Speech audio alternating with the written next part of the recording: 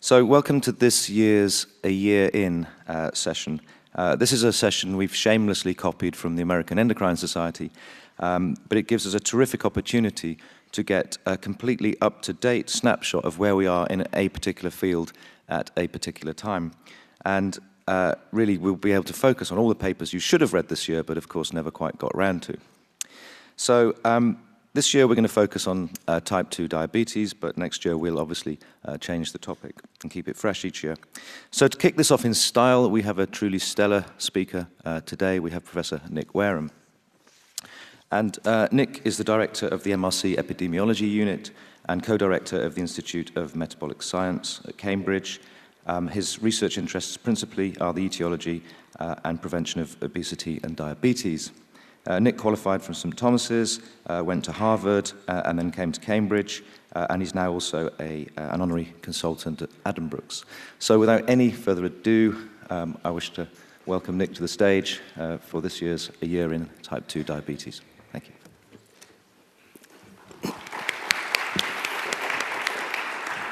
So thanks very much, Chris, and thanks to the organisers for inviting me to give this somewhat daunting talk about a year in diabetes.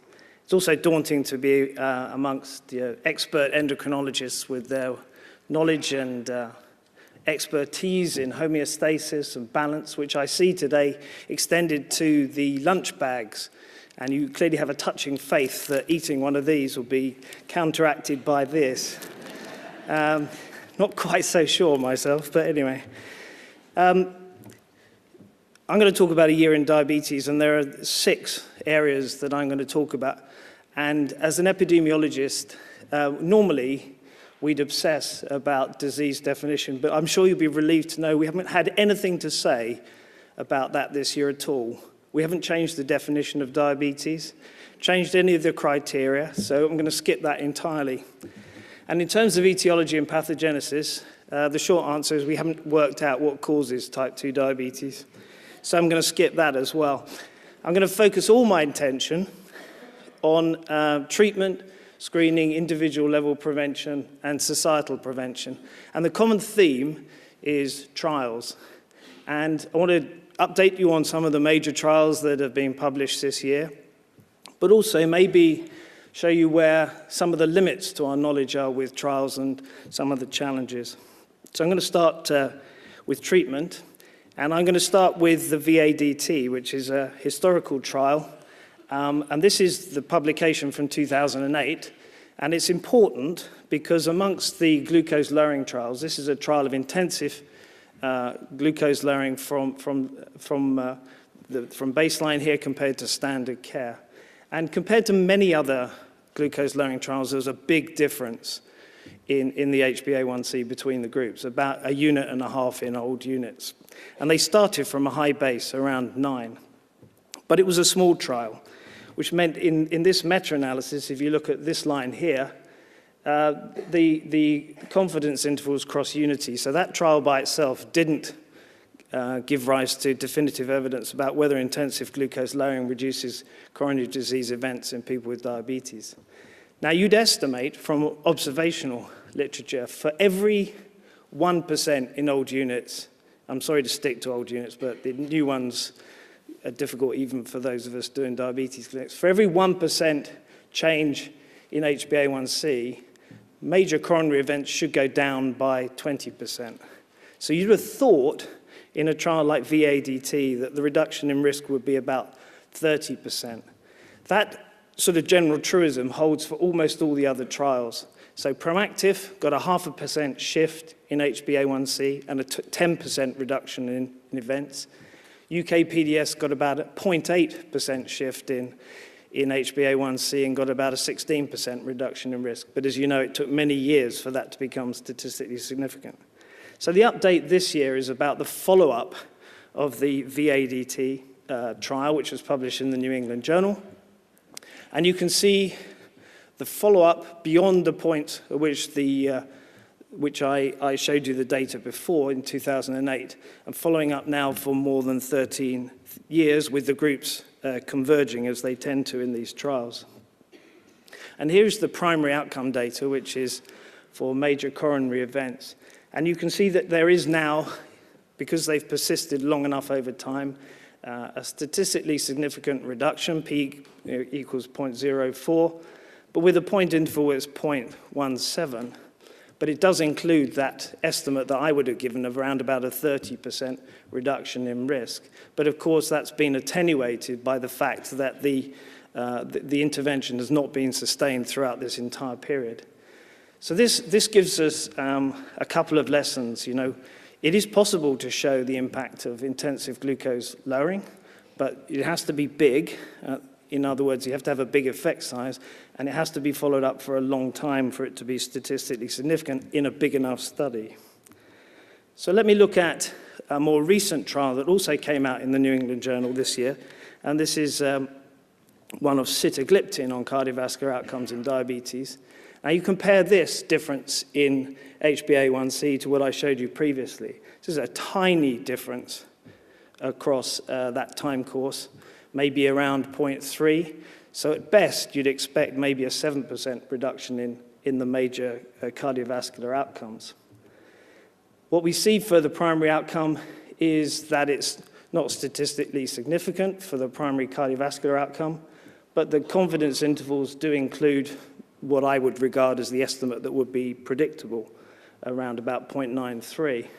But obviously, this is not statistically significant.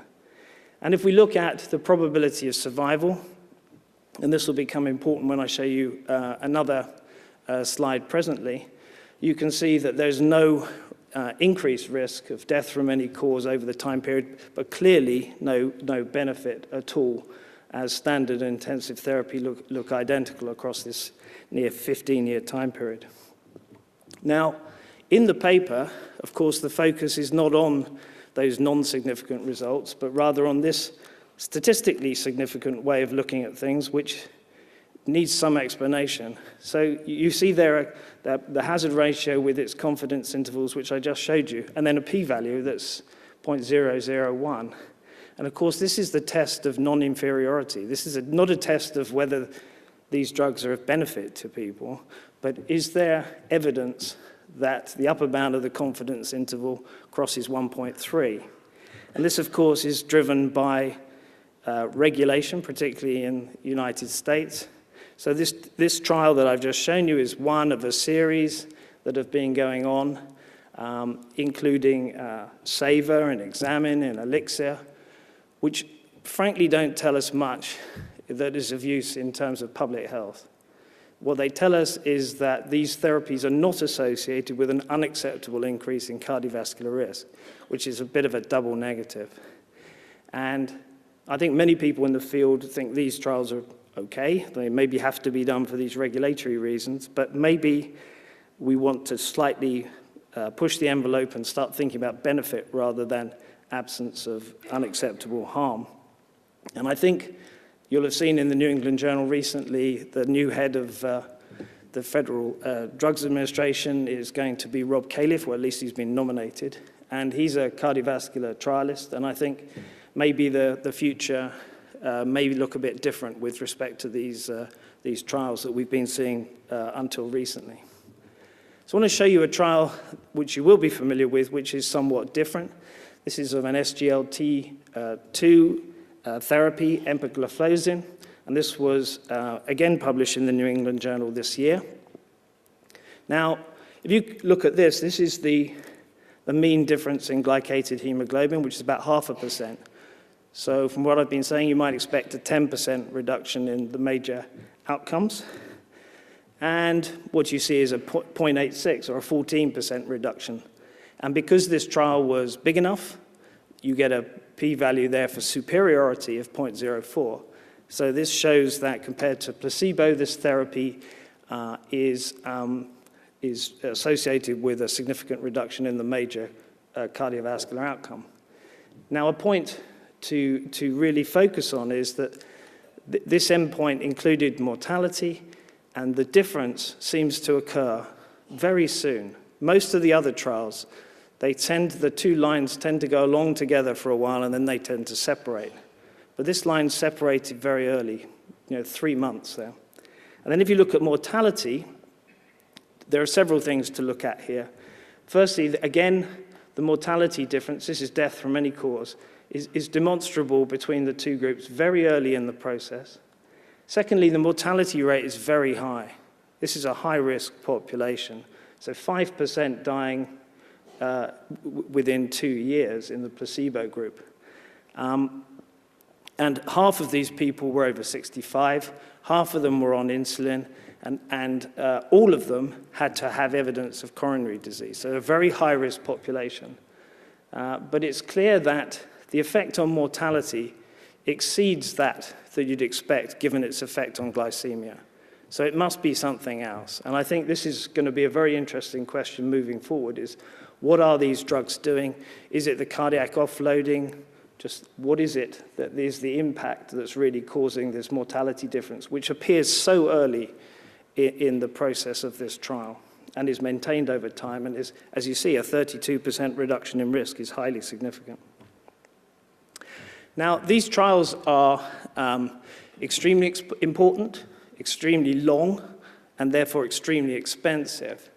And I want to show you some data now which might suggest that maybe as an adjunct to doing these trials, and maybe to inform which ones we should push on with and which ones we should maybe back off from, maybe genetics has a role. So I want to show you some data where some genetic information, if you like, told us what we might expect from a trial ahead of time. So this is looking at a Mendelian randomization study, which is mirroring a 2x2 factorial trial. And it's looking at HMG-CR, the target for statins, but also this gene NPC1L1, which is the Niemann-Pick C1-like receptor, which is the target of ezetimibe. And what this group were able to do was to show that variants in both of those genes separately affected LDL cholesterol levels. But when people had abnormal copies of both the NPC1L1 gene and the HMG-CR gene, that actually there was an additive effect. And this would suggest, if you believe the genetics, that using the combination of ezetimibe and a statin would have an additional effect over one or other therapy by themselves. And that's exactly what was shown later this year in the New England Journal in the Improve It trial, where the combination of simvastatin and ezetimibe was better than simvastatin monotherapy. Now, the substance, the exact example here maybe doesn't matter. What matters is the principle that maybe genetics can help with the process of target validation. It doesn't preclude us from doing the trials, but it might give us more confidence about which trials to push on with. Now, the other challenge is, of course, not just benefits, but what about harms? So you may have seen this paper in JAMA in the summer about pioglitazone use and risk of bladder cancer. Now, this trial was an electronic medical record trial, so a very big observational cohort study, and it concluded there was no evidence of association between use of pioglitazone and risk of bladder cancer. But what it did suggest is there was, if you compared never versus ever, a slight increase here in prostate cancer and a slight increase here in pancreatic cancer. And the problem with observational electronic medical record studies is they can never, ever conclude something definitively. They can only ever raise issues, and they can't ever make a conclusion about causality because of the problems of bias, particularly confounding by indication, which can never be resolved by some clever analytical approach. So these studies are interesting, they raise questions, but they invariably raise concern as well, and then we have to deal with the concern. Now, trials are a tricky place to look for rare complications because of power issues. So the question comes, can genetics help us with side effects or off-target aspects of drugs as well as the on-target ones I've just talked about? And I think the answer is yes. So as you know, there's this suggestion that statin use may be associated with a slight increase of diabetes risk. And of course, there are genetic variants that mirror the action of statins. And in this meta-analysis, which was published in The Lancet in the summer, you can see that the genetic variant that is associated, that mirrors the effect of statins, is associated here with, in this meta-analysis, with a small 6% increase in the risk of diabetes. And this, unlike the electronic medical record sort of approach, is going to be unconfounded and more likely to be true. So I think genetics can play a role here as an adjunct to these electronic medical record observational pharmacoepi studies.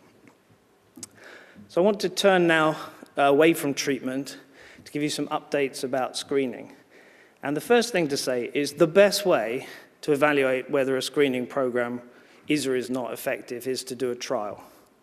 And in terms of type 2 diabetes, that has never been done. There has never been a trial where people have been randomized to be screened, and then if they were found to have levels of glycemia concordant with diabetes, one group were told they had it and were treated, and one group were not told that they had it. Now, I think the reason is obvious, which is that there would be an ethical challenge to that, and it probably wouldn't be politically or societally acceptable to withhold the information that someone had diabetes and then withhold therapy from them. So there have been studies that have contributed to our evaluation of screening. One of them was one that we did, which was published 4 years ago, called the Addition trial, which is a trial of screening and then randomizing people to intensive cardiovascular risk reduction or standard care. And this showed a small 16%, but not statistically significant benefit in the intensive treatment group, a group that we're now following up with the routine care now at 10 years, and hope to publish that data next year in 2016. But of course, this study didn't observe what the impact of screening would have been. And as I've said, that is not directly observable, and therefore you have to reach for modeling. So I just want to show you some data from a modeling paper published by colleagues in Michigan in diabetes care this summer. And the two groups here in blue and red are the groups that I've already showed you, the intensive treatment and the routine care arm group of the trial.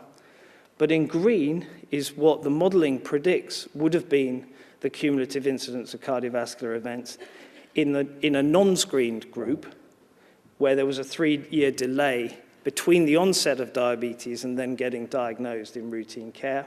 And here in purple, what would have been the case if there had been a 6-year delay in that gap between when somebody became diagnosable as diabetic but then actually got diagnosed.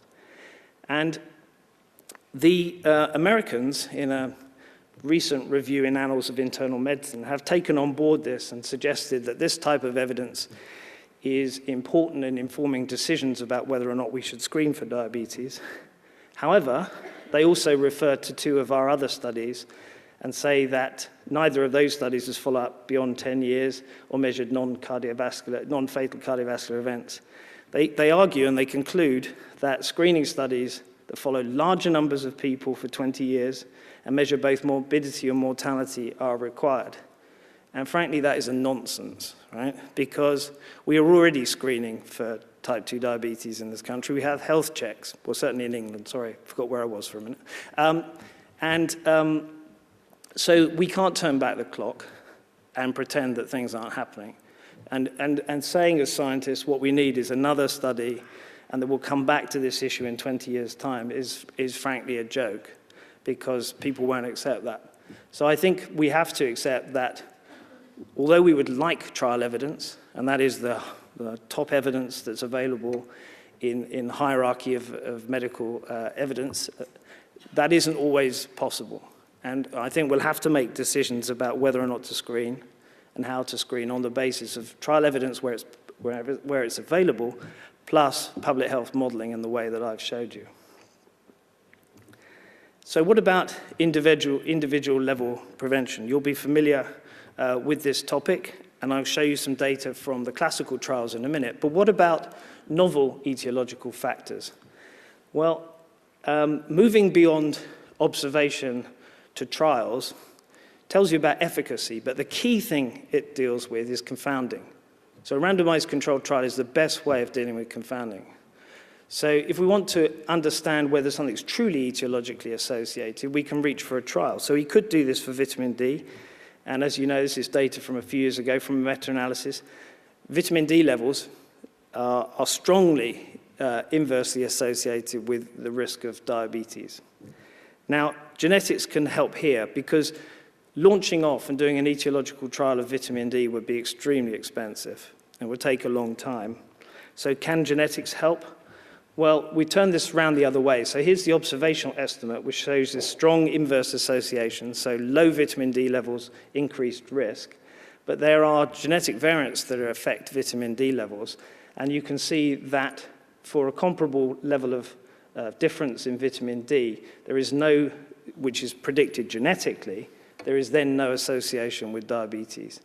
And from my reckoning, this is pretty strong evidence that the vitamin D is not causally related to the diabetes, but it's confounded. The big question is, what is it confounded by? We don't yet know.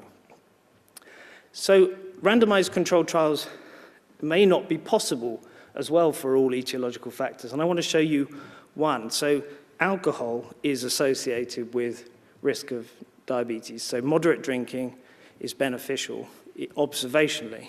Question is that causal? Now, there may be some genetic mutations, variants that we can go to and do MR of drinking, possibly. But I always thought a randomized trial of alcohol intake was impossible. However, it has been done.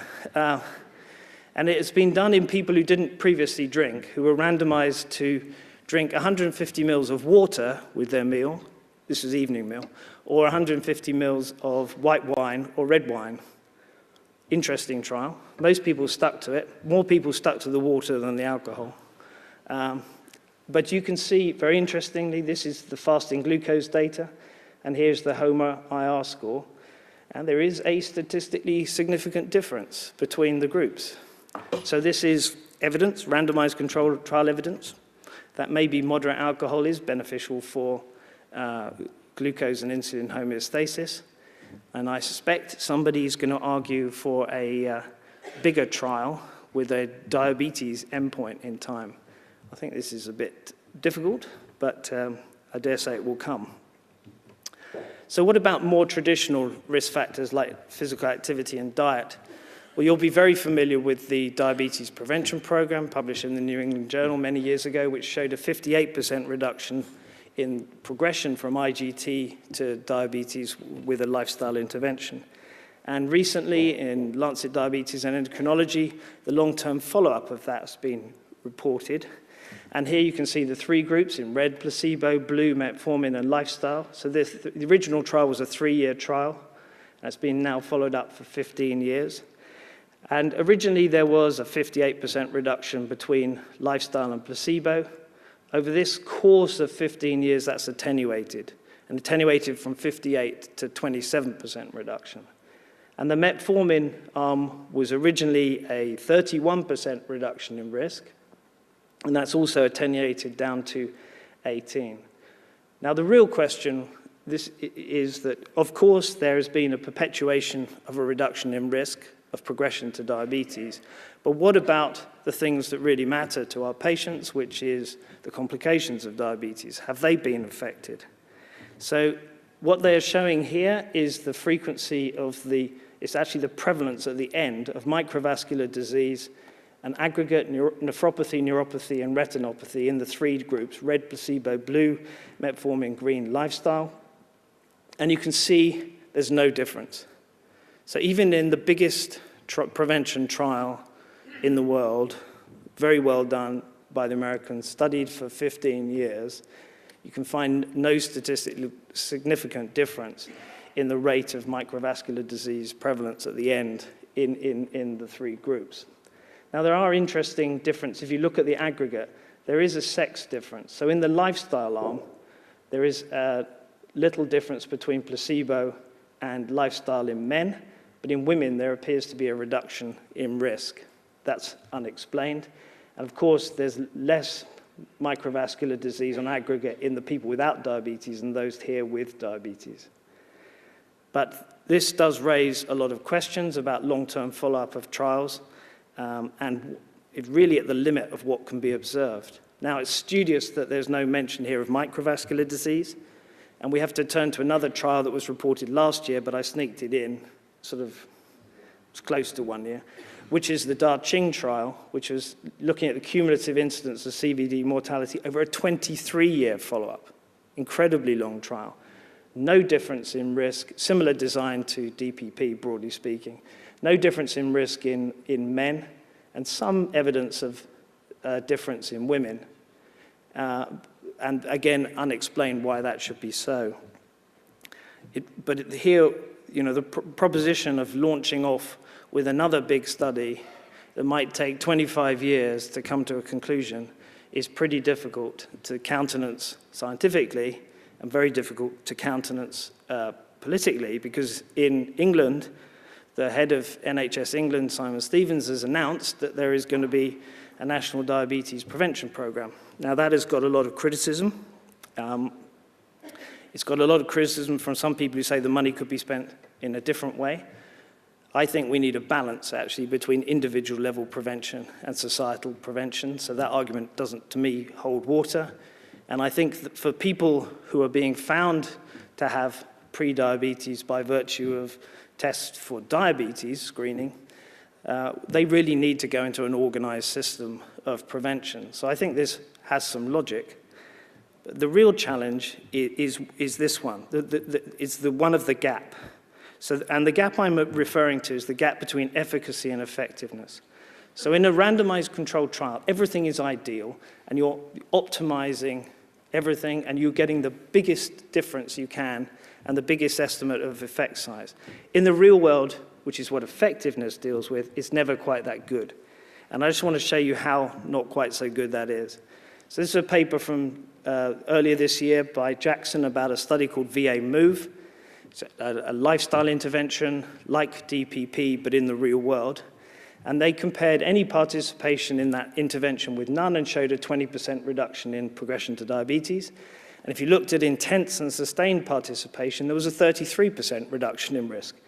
And on the basis of this, they concluded that this was an effective intervention. And of course, it is effective for the individuals who turn up and for the individuals who stay in the program. And I'll show you what the problem is. The problem is that this program was eligible for 1.8 million people. So it was offered to 1.8 million people, of whom 250,000 turned up. That's 13%. Of whom a tiny fraction, 19%, did this in an intense and sustained way. Those people got a benefit, but it's only 1% of the whole population. So this is not evidence. It's actually evidence of ineffectiveness at the population level. And we have to be very careful about what we promise with individual level approaches, that if we promise that they're going to deal with the epidemic of diabetes, because they're not. They'll be effective for the people who turn up, but there's a lot of people who won't show up. So that means we have to have other approaches, and that means we have to have societal approaches to prevention. And you cannot do randomized controlled trials of societal approaches to prevention. You have to do natural experiments. And this is a very important point, because we tend to go where we think the evidence is strongest. We tend to say we've got RCTs like DPP of individual level prevention, and we've got natural experiments of societal approaches. But we have to accept that that's not a level playing field. And actually, we don't just go where the evidence is strongest, we go where the logic is greatest. Now, you'll have heard a lot this year about sugar-sweetened beverages. This is a meta-analysis published by Imamura, which showed for each additional average of one portion of sugar-sweetened beverages a day, the best estimate here is about a 20% increase in risk of progression to diabetes. Now, that doesn't sound very much, but when you convert that into population attributable fraction, in the United States, it means that 8.7% of all cases of diabetes might be attributable to this cause, or around 3.6% in the UK. That's over a 10-year period, that's 1.8 million people whose diabetes has been caused by sugar-sweetened beverages in the US, and 80,000 in the UK. So it does sort of get one's attention. The question is, what are you going to do about it? And you'll know that our government is not that interested in talking about the evidence, and certainly is not that interested in any fiscal measures to try and deal with this issue. Of course, you'll be familiar with that's been highlighted by very glamorous showbiz types like Jamie. It's also previously been highlighted at the same Health Select Committee by far less glamorous and inarticulate people who were completely ignored, but there we are. So it does show you the power of personality.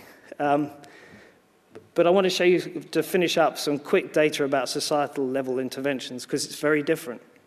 We have to use this type of evidence. This is price elasticity of sugar-sweetened beverages in Mexico. So this number here means for every 1% increase in sugar-sweetened beverage cost, you'd expect a 1.16 reduction in consumption. So for a 10% tax, you might get an 11% reduction in sugar-sweetened beverages. And this cross-price elasticity is important because for the same 10% increase in cost of sugar-sweetened beverages, you get a 10% increase in consumption of good things, like water or milk. So this sort of evidence is really important. But taxing things is not the only thing.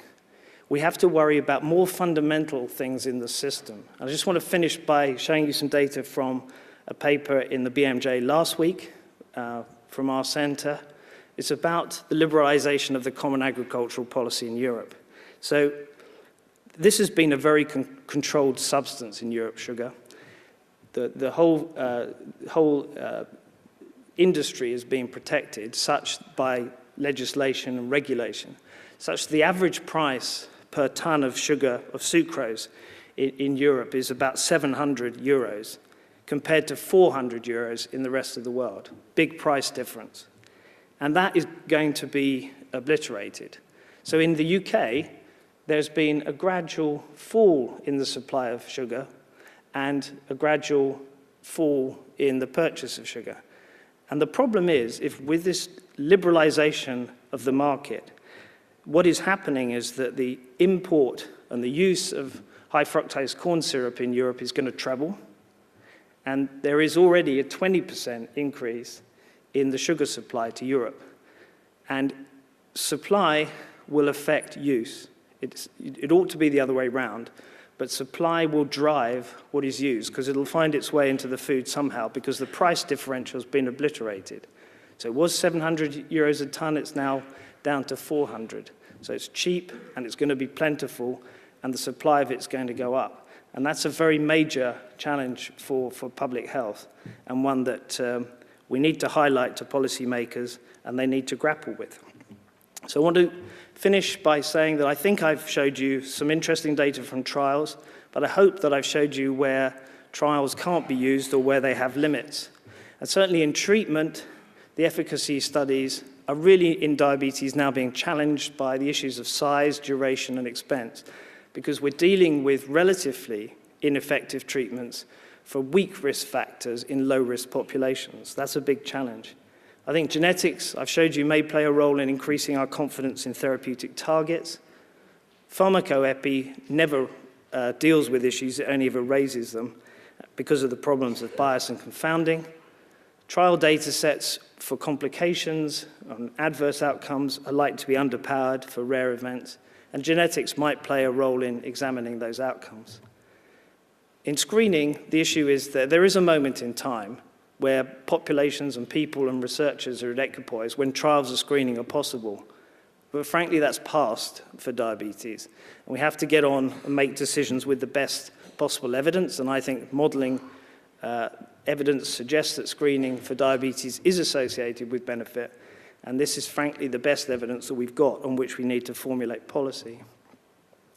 I think the challenge of demonstrating a long-term impact on progression to diabetes of primary prevention is possible, and as DPPS shows you, but demonstrating an impact on longer-term microvascular and macrovascular complications is extremely challenging. And there is this large gap between efficacy and effectiveness, and narrowing that gap would be an important research proposition.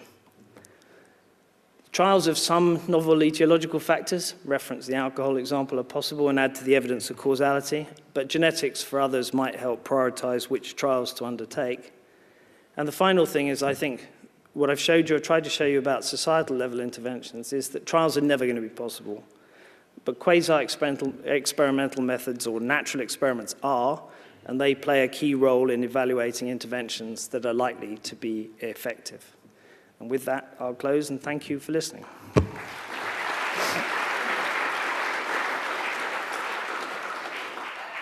So we issued Nick a daunting challenge, and I think he's risen to it admirably. I just want to thank you, Nick, for summarising in 30 minutes 365 days' worth of papers and putting your own unique viewpoint on it. So once again, thank you to Nick Wareham. Thank you.